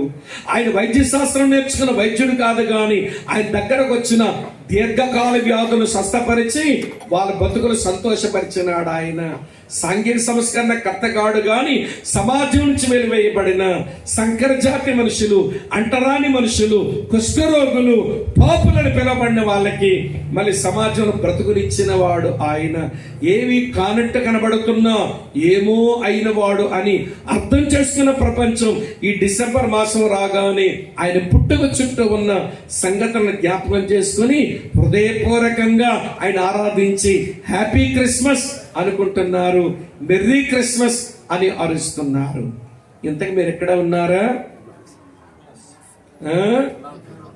ఆయన గొర్రెలాగా నీ పాప భారాన్ని మోయడానికి వచ్చినవాడు, నీ తండ్రిలాగా నీ అనుదిన భారం మోయడానికి వచ్చిన వాడు, ఒక కాపరి వలె ప్రమాద భారం నుంచి నేను విడిపించడానికి వచ్చిన వాడు.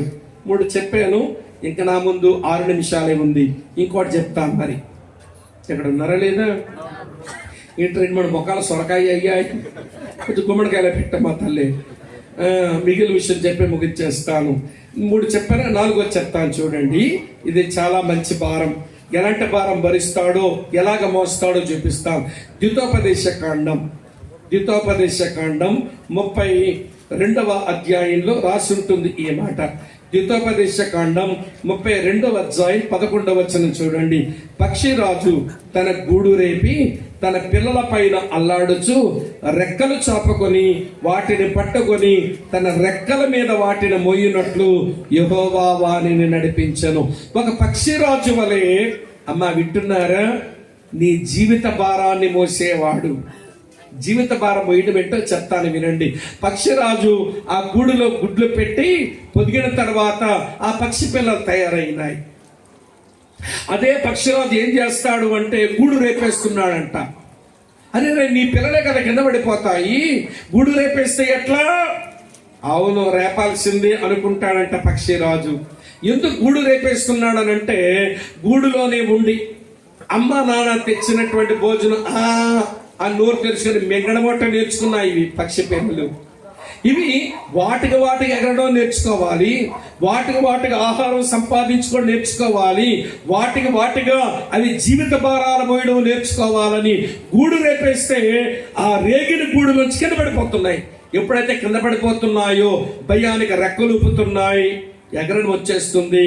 ఎగరడం వచ్చిన తర్వాత వింటున్నారా లేదా, తమ ఆహారం అవే సంపాదించుకోవడం నేర్చుకుంటాయి. ఒకవేళ భారం మోయలేకపోతే, అవి ఎగరలేకపోతే, అవి సంపాదించుకోలేకపోతే మళ్ళీ ఇదే పక్షిరాజు మళ్ళీ వాటి కిందగా పోయి మళ్ళీ మోస్తాడట. రేపింది ఆయనే, మోసింది ఆయనే. కొన్నిసార్లు మన గూడు రేపేస్తుంటాడు. సుఖంగా రోజులు గడుస్తున్నాయి అనుకున్నానండి, దేవుడు దీవించాడు అనుకున్నానండి, సుఖము సంతోషమే బ్రతుకులో ఉందనుకున్నానండి, సడన్గా వచ్చిందండి ప్రమాదం మా ఇంటికి. దేవుడు ఎందుకు అనుమతించినాడండి ఇబ్బంది? గూడు రేపాడు. ఎక్కడో నువ్వు రెక్కలు కొట్టుకోవడం నేర్చుకోవాలట, ఎక్కడో నీ ఆహారం సంపాదించుకోవడం నేర్చుకోవాలట, ఎక్కడో నీ జీవిత భారం నువ్వు భరించడం నేర్చుకోవాలట. రేపాడు గూడు. ఒకవేళ జీవిత భారం మొయ్యలేక కుంగిపోతున్నావు అనుకో, వదిలేడు ఆయన, మళ్ళీ నీ కిందకు వచ్చి మోస్తాడంట. రేపింది ఆయనే, ఇప్పుడు మోసింది ఆయన. అందుకే బైబిల్ ఉంది, గాయపరచువాడు ఆయనే. ఎలాంటి వచ్చినా బాగా తెలుస్తాయి మళ్ళీ మనం. రేపింది ఆయనే, మోసింది ఆయనే, గాయను చేయవాడు ఆయనే, గాయను కట్టువాడు. అందుకని నిబ్బరంగా ఆయన రెక్కల మీదకి వచ్చేద్దాం.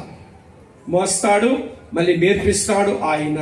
శ్రమైన, పోరాటమైన, నిందైన, అవమానమైన, వినండి ప్రియులారా, ఇరుకులైన, ఇబ్బందులైన అవి వచ్చేలాగా చేసిన మళ్ళీ అది మొయ్యలేకపోతుంటే మళ్ళీ మనల్ని మోసేవాడు, మన భారాలన్నీ భరించేవాడు. పక్షిరాజులాగా మోస్తాడంట. అమ్మ అర్థమవుతుందని చెప్పే మాట? అమ్మ గమనిస్తున్నారా?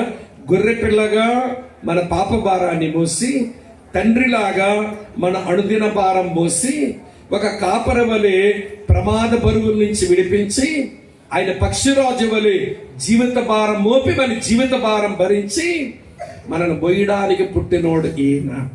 నీ మీద భారం మోపడానికి పుట్టినోడు కాదు.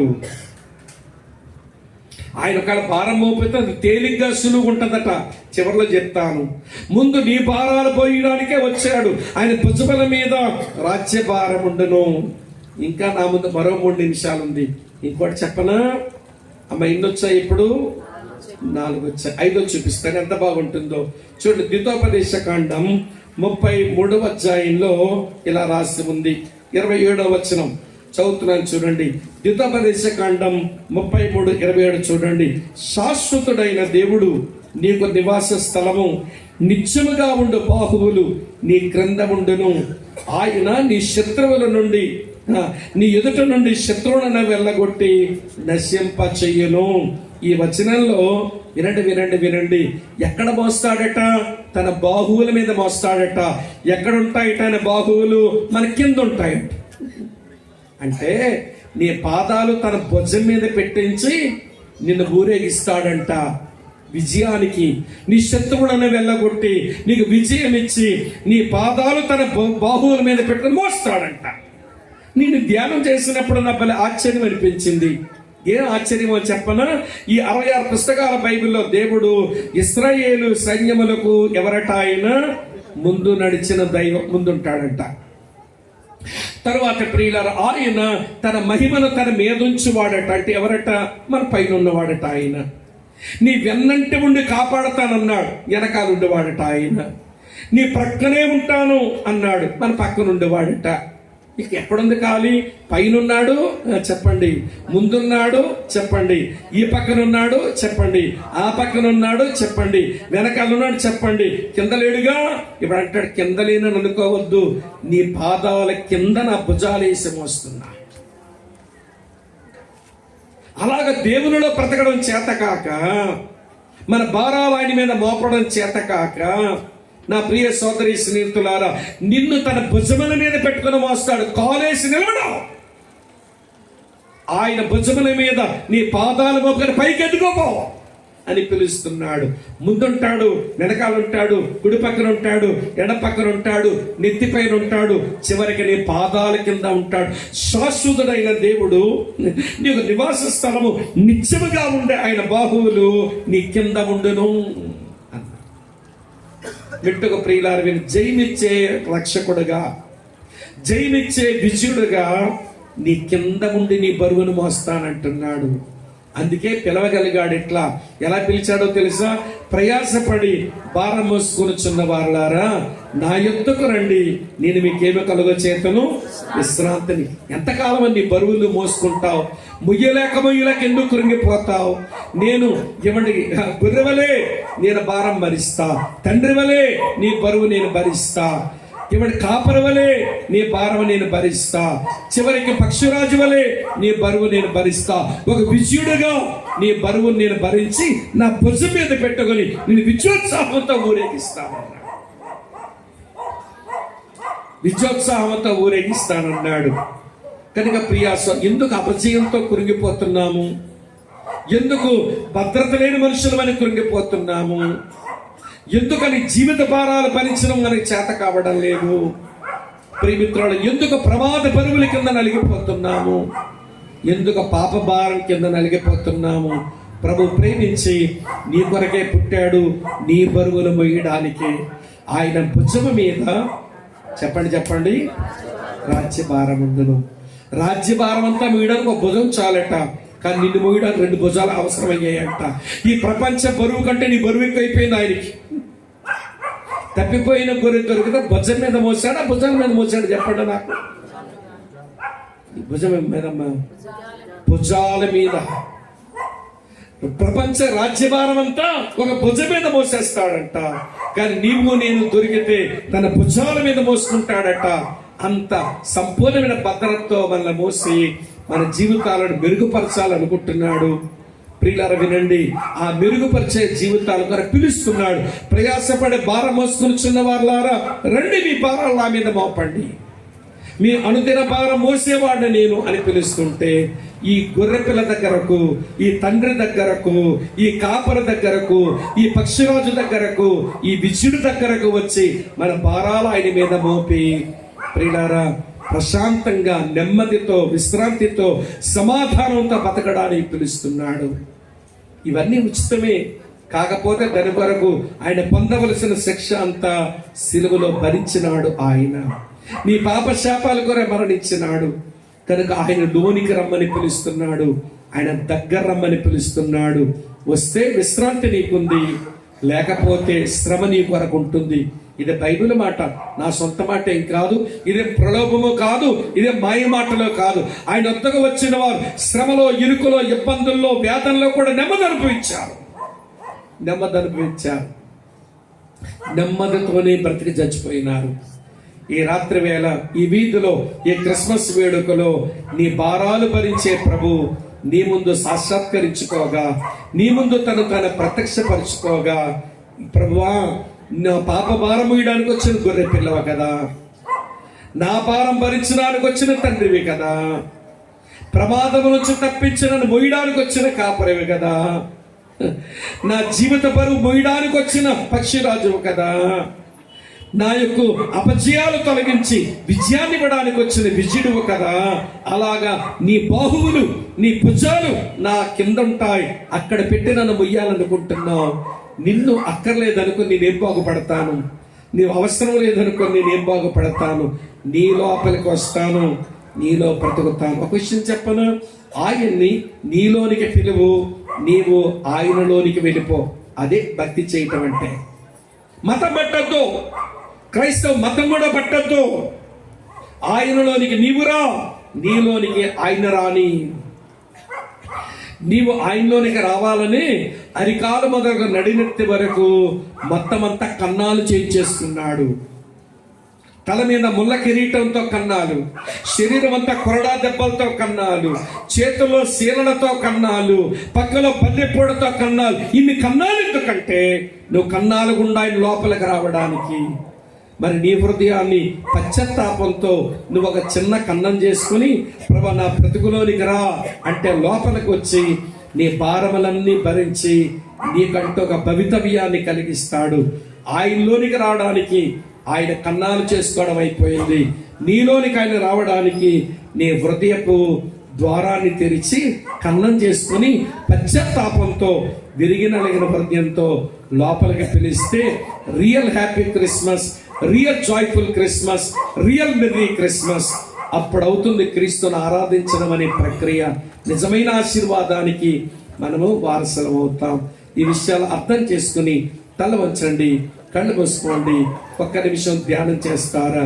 ఈ గొర్రె పిల్లని అర్థం చేసుకోండి, ఈ తండ్రిని అర్థం చేసుకోండి, ఈ కాపరిని అర్థం చేసుకోండి, ఈ పక్షిరాజుని అర్థం చేసుకోండి, ఈ విజయుడిని అర్థం చేసుకోండి.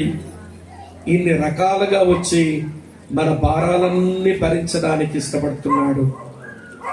అలా ఆయన ఉన్నా కానీ మన భారాలు ఆయన మీద మోపక, మన భారాలు మన మీదనే మోపేసుకుని చింతలు పెంచుకొని, రక్తపోటు పెంచుకొని, మధుమేహ రోగాలు తెచ్చుకొని, నెమ్మది లేక మన జీవితాన్ని మనమే భ్రష్టు పట్టించుకుంటున్నాం. నీ కొరకు పుట్టినవాడు, నీ కొరకు సిలువను మరణించిన వాడు, నీ కొరకే మృత్యుంజయుడిగా తిరిగి లేచిన వాడు, నా సహోదర, నా సహోదరి, మన భారాలు భరించడానికి వచ్చిన వాడు. తల వంచండి, కళ్ళు మూసుకోండి, ఆలోచిద్దాం. ఆయన లోపలికి వస్తావా? నీ లోపలికి ఆయన రాణిస్తావా? ఆయన లోపలికి వస్తావా? నీ లోపలికి ఆయన రాణిస్తావా? పిలువు, లోపలికి పిలువు. నీ భారాలన్నీ ఆయన మీద మోపు. ఇష్టపడుతున్నాడు ఆయన. నీ భారాలు భరించడానికే పుట్టాడన్నాడు కనుక మనందరి భారాలు భరించువాడు ఆయన, నెమ్మదినిచ్చువాడు. ప్రయాసపడే భారం మోసుకొనుచున్న వారులారా నా యొద్దకు రండి, నేను మీకు విశ్రాంతినిస్తాను. మీ భారాలతో మీరు ఎందుకలా కుమిలిపోతారని పిలుస్తున్నాడు. ఆయన లోపలికి రావడానికి ఇష్టపడితే, యేసుక్రీస్తు ప్రభువా, ఏదో పుట్టావని, ఏదో క్రిస్మస్ పండగని, ఏమేమో ఎవరెవరో ఏదేదో చేస్తున్నారు, కానీ నీ పుట్టుక వెనుక ఉన్న పరమార్థం అర్థం చేసుకున్న నేను నీ లోపలికి వస్తాను. నా భారాలన్నీ నీ మీద పెట్టుకుంటాను. విశ్వసించి నాలోనికి నేను పిలుచుకుంటాను. నా భారాలు భరించే దేవా, అనుదినం భారం భరిస్తున్నవాడా అని మమ్మల్ని మేము అప్పగించుకుంటాము నాయన అనే ఆశ కలిగిన వారు ఎక్కడెవరైనా ఉంటే నెమ్మదిగా మీ కుడి హస్తాన్ని కొంచెం పైకెత్తి చూపిస్తారా? మీ కొరకే ప్రార్థన చేసి అధ్యక్షుల వారికి నేను మైక్ అప్పగిస్తాను. వందనాలు సహోదరి, వందనాలు సహోదరుడా. ఎవరు ఎరవైపు చూచే ప్రయత్నం చేయకండి. ఆలోచిస్తూ దేవునితో ఒక ఒడంబడిక చేద్దాం. ఆయన కొరకు తీర్మానం చేద్దాం. ఆయన కొరకు నిర్ణయం చేద్దాం. మన భారాలు మోపడానికి తీర్మానం చేద్దాం. విశ్వసించి ఆయన వెంబడిద్దాం. ఇంకెవరైనా ఉన్నారా? వందనాలు సహోదరి, వందనాలు సహోదరుడా. ప్రైజ్ ది లార్డ్ అమ్మా. ప్రభు నేను బలపరచును గాక. ప్రభు నీ భారాలు తొలగించి నీకు నెమ్మది ప్రసాదించును గాక. ఇంకెవరైనా ఉన్నారా? చేతులు చూపిన వారు అలా లేచి నిలబడతారా? నీ కొరకే ప్రార్థించి ముగిస్తాను. చేతులు చూపిన వారు ఉన్నపాటు లేచి నిలబడండి. ఉన్నపాటు లేచి నిలబడండి. ఆయన మీ జీవితాలు సమర్పించుకోండి. ఆయన వెంబడించడానికి తీర్మానం చేయండి. ఇంకెవరైనా ఉన్నారా? చేతులు చూపున ఇంకా ఉన్నారు. విడి పడకండి. దేవుని సందులో మనం ఉన్నామని విషయం గమనించి ప్రియులారా లేచి నిలబడి ఆయన్ని మీ లోపలికి రానివ్వండి. మీరు ఆయన లోపలికి చేరుకోండి. ప్రార్థన చేసుకుందాం. కూర్చున్న వారు కూర్చుని ఉండండి. ఈ పాటలోని మాటలు అర్థం చేసుకుంటూ పాట అయిపోయే లోపుగా ఆయన నాకు అవసరం, ఆయన లేకుండా నేను ఈ చోట్లోంచి వెళ్ళలేననుకుంటే నేను పాటలోని మాటలు ముగించే లోపుగా మీరు నిలబడొచ్చు. మీ కొరకై ప్రార్థన చేసి నేను అధ్యక్షుల వారికి మైక్ అప్పగిస్తాను.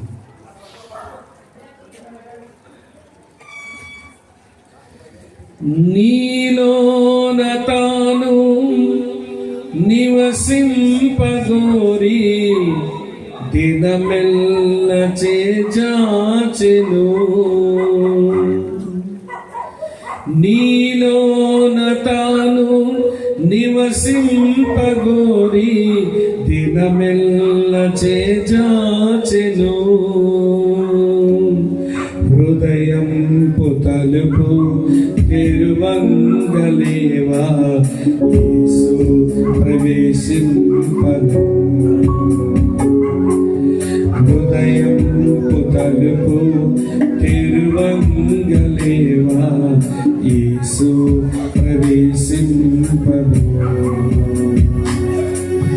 తన చేతులందు రుధిరంపు ధారలు శ్రమించే నీ కోసమే.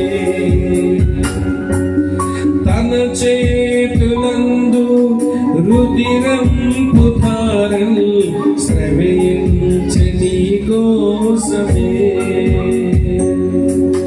భరించి శిక్ష నీ కోసమేగా ఒకసారి యోచించవా. భరించి శిక్ష నీ కోసమేగా ఒకసారి గమనించవా. ప్రభు యేసు నిన్ను సంధించినట్టి సమయం పోయినాడుగా. ప్రభు యేసు నిన్ను సంధించినట్టి సమయం పోయినాడుగా. ఈ చోట నుండి ప్రభు యేసు లేక సోదరా. ఈ చోట నుండి ప్రభు యేసు లేక సోదరి. నీ తల్లి గర్భమున నుండినప్పుడే నిన్ను చూచి ప్రభు కన్నులు. నీ తల్లి గర్భమున నుండినప్పుడే నిన్ను చూచి ప్రభు కన్నులు. యోచించినావా ఏ రీతి నిన్ను నిర్మించి తన చేతులు. యోచించినావా ఏ రీతి నిన్ను నిర్మించి తన చేతులు. నీ జీవితంలో ఒకసారి యోచించవా.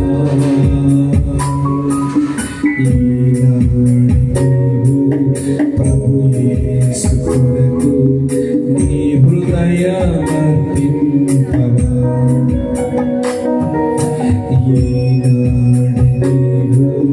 ప్రభు యేసు కొరకు నీ హృదయార్పింపవా.